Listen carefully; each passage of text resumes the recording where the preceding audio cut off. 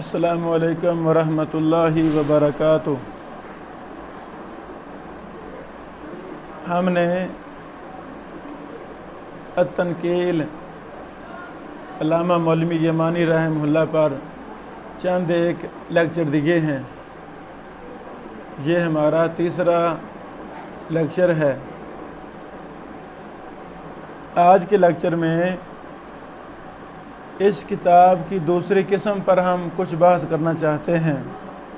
القسم الثانی فی التراجم، روات کے متعلق کوثری صاحب نے جو غلط انداز اپنایا، ضعیف راویوں کو ثقہ ثابت کرنے کی کوشش کی اور ثقہ راویوں کو ضعیف ثابت کرنے کی ناکام کوشش کی، یہ مولوی رحمہ اللہ نے اس پر بڑی مدلل اور محدثانہ بحث کی ہے۔ اللہ تعالیٰ شیخ صاحب کو جزائے خیر عطا فرمائے۔ راویوں کی تعیین میں غلطیاں، یعنی مختلف قسموں کی غلطیاں کوثری صاحب سے ہوئی ہیں، ان کا رد کیا ہے مولوی رحمہ اللہ نے۔ یہ القسم الثانی فی التراجم جلد نمبر 1 صفحہ نمبر 84 سے شروع ہو رہا ہے۔ دوسری قسم راویوں کے حوالہ سے کوثری صاحب کی غلطیوں پر مشتمل یہ بحث صفحہ 84 سے شروع ہو رہی ہے اور پہلی جلد کے آخر تک صفحہ نمبر 511 تک یہ بحث جاری ہے۔ اللہ اکبر۔ مولوی صاحب نے 273 راویوں پر بحث کی ہے۔ 273 راویوں پر مولوی صاحب رحمہ اللہ نے بحث کی ہے، یعنی کوثری صاحب نے 273 راویوں پر غلط انداز اپنایا ہے، غلط منہج سے کام لیا ہے اور حکم لگانے میں انصاف نہیں کیا۔ آپ ایسے سمجھیں کہ ایک راوی کے متعلق جب تحقیق غلط ہوگی تو اس کی جتنے بھی مرویات ہیں ان سے ہاتھ دھونا پڑے گا۔ اگر ایک ضعیف اور کذاب راوی کی توثیق غلط انداز میں، غلط اصولوں کی روشنی میں ثابت کر دی جائے تو گویا کہ کتنی زیادہ ضعیف اور موضوع بے بنیاد روایات کو اپنی تائید میں لا کھڑا کیا جائے گا۔ تو یہی صورتحال ہمیں یہاں ملتی ہے۔ کوثری صاحب رحمہ اللہ کی کتابوں میں یہ باتیں ہمیں ملتی ہیں۔ اللہ اکبر۔ چند ایک مثالیں ہم پیش کرنا چاہتے ہیں۔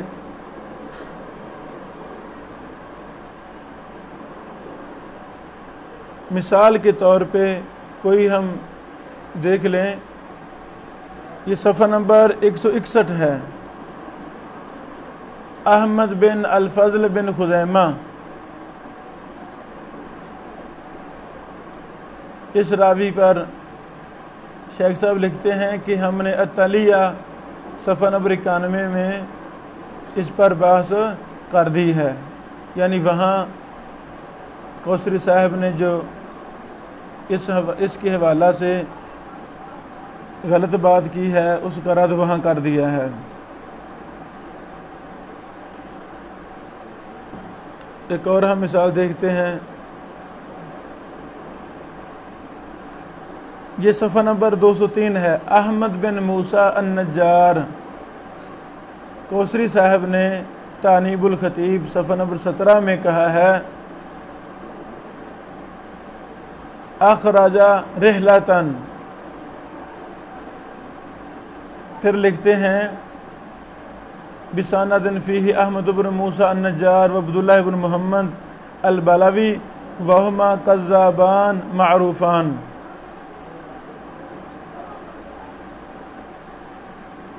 تو یعنی کوثری صاحب نے دونوں راویوں کو کذاب بنا دیا ہے۔ مولوی صاحب لکھتے ہیں البلاء من البلاوی وہو الکذاب، کہ عبداللہ بن محمد البلاوی یہ کذاب ہے، مشہور کذاب ہے۔ فَأَمَّا النَّجَّارُ فَلَمْ يُعْرَفْ، لیکن احمد بن موسیٰ النجار بھی کیا کذاب ہے؟ ایسی بات نہیں ہے۔ فَلَمْ يُعْرَفْ۔ اسی طرح ہم آگے دیکھتے ہیں،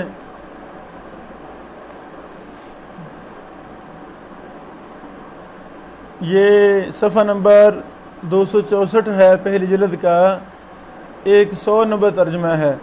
سفیان بن وکیع کے بارے میں کوثری صاحب نے تانیب الخطیب صفحہ 57 میں کہا، کان وراقہ کذاباً،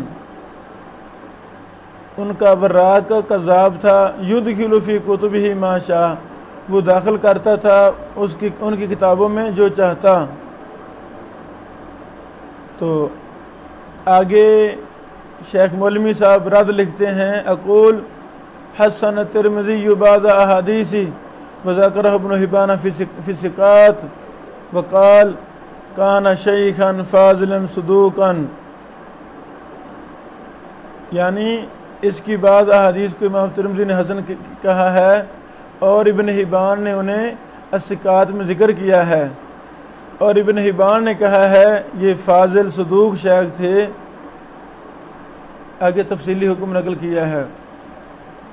یعنی اس طرح کی 273 مثالیں مولوی صاحب رحمہ اللہ نے ذکر کی ہیں۔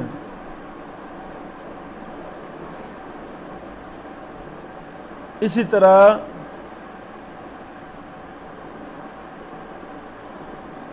صفحہ نمبر 265 میں 102 نمبر راوی ہیں سلامہ بن محمود الکیسی، اس کے حوالہ سے کوثری صاحب نے لکھا تانیب الخطیب میں صفحہ نمبر 45، من الزہاد المستثنین فی کل شیء الا فی مثل ھذا۔ تو مولوی صاحب رحمہ اللہ ان کی بات کا رد کرتے ہیں، یعنی ان الرجل منہم قال اذا کان انا مؤمن قال انشاءاللہ ولیس ھذا بقادح، یعنی انسان کا یہ کہنا کہ میں مومن ہوں انشاءاللہ یہ جرح نہیں ہے، اس کو جرح تصور کرنا یہ درست نہیں ہے، جیسا کہ مولوی صاحب نے اس کو جرح قرار دیا ہے۔ فقد ذکرت هذه المسئلہ فی قسم الاعتقادیات، مولوی صاحب فرماتے ہیں میں نے اس مسئلہ کو اعتقادیات کی قسم میں ذکر کر دیا ہے۔ اللہ اکبر۔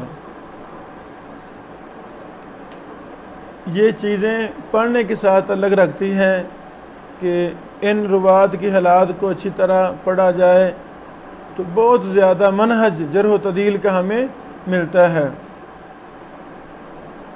تو اسی طرح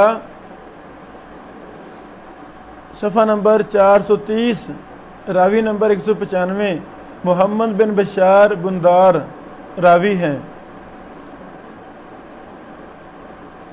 کوثری صاحب نے تانیب الخطیب صفحہ نمبر 32 میں کہا، تکلم فیہ الاقدمون الی ان اتہموہ بالکذب وسرقۃ الحدیث ثم استقر عمل المتأخرین علی انتقاء من روایاتہ۔ اللہ اکبر۔ فرما رہے ہیں کہ پہلے لوگوں نے ان پر بات کی ہے، یہاں تک انہوں نے متہم بالکذب اور حدیث میں چوری کرنے کی تہمت بھی لگائی ہے۔ اللہ اکبر۔ پھر بعد والوں نے ان کی روایات سے انتقاء کیا ہے، دیکھا ہے صحیح کون سی روایتیں ہیں، ضعیف کون سی ہیں۔ شیخ صاحب فرماتے ہیں ھذا ثقۃ جلیل، یہ محمد بن بشار ثقہ ہیں، جلیل القدر ہیں، اور ان کو امام ابو حاتم نے اپنے تشدد کے باوجود ثقہ کہا ہے، امام نسائی نے، زہلی نے، مسلمہ نے، ابن خزیمہ نے۔ اور ابن خزیمہ تو ان کا نام رکھا کرتے تھے امام زمانی، اپنے زمانے کے امام، اور بخاری مسلم نے صحیحین میں ان کی حدیثوں سے حجت پکڑی ہے اور باقی بھی اصحاب ستہ نے. پھر شیخ صاحب نے آگے تفصیل لکھی ہے. پھر فرماتے ہیں وَلَمْ يَتَّهِمْهُ أَحَدٌ بِالْكَاذِبِ، یعنی کسی ایک نے بھی اس امام اور محدث کو متہم بالکاذب قرار نہیں دیا اور نہ ہی حدیث چوری کرنے کا الزام دیا ہے. اللہ اکبر. تو آگے تفصیل کے ساتھ شیخ صاحب رحمہ اللہ نے، مولوی رحمہ اللہ نے اس راوی کا دفاع کیا ہے.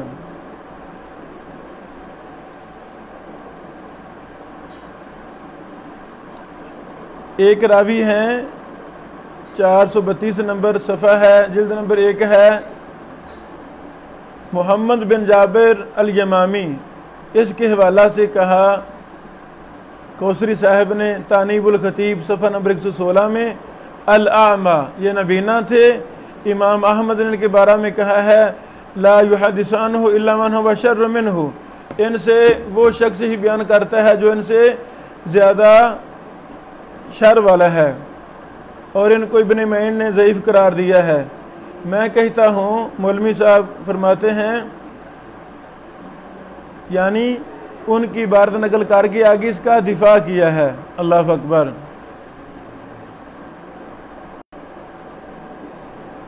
اس میں تفصیل بیان کی ہے، اور آخر میں کہا ہے کہ جس حکایت کی بنا پر یہ لفظ کہا گیا ہے یہ زیادہ شریر ہے، وہ حکایت منقطع منکرہ ہے، یعنی وہ حکایت ثابت نہیں ہے. جب ثابت نہیں ہے تو اس کی نسبت اس راوی کی طرف ہم کر بھی نہیں سکتے. پھر انہوں نے ابن معین کی تضعیف کا ذکر کیا ہے کوثری صاحب نے، تو صفحہ نمبر 433 پر اور 434 پر اس کی تفصیل بیان کی ہے. اللہ اکبر. یعنی مولوی صاحب رحمہ اللہ میں یہ خاصہ تھا کہ وہ ایک ایک بات کی جزئیات بنا کر، قسمیں بنا کر بڑی تفصیل کے ساتھ ان پر بحث کرتے تھے. تو خلاصہ کلام یہ ہے، پہلی بات یہ ہے کہ یہ راوی صحیح الحفظ تھے، ضعیف نہیں تھے بلکہ صحیح الحفظ تھے، اور ان پر ان کی حدیثیں خلط ملط ہو گئی تھیں. اختلاط علیہ حدیث، یہ کہا ہے ابن معین رحمہ اللہ نے.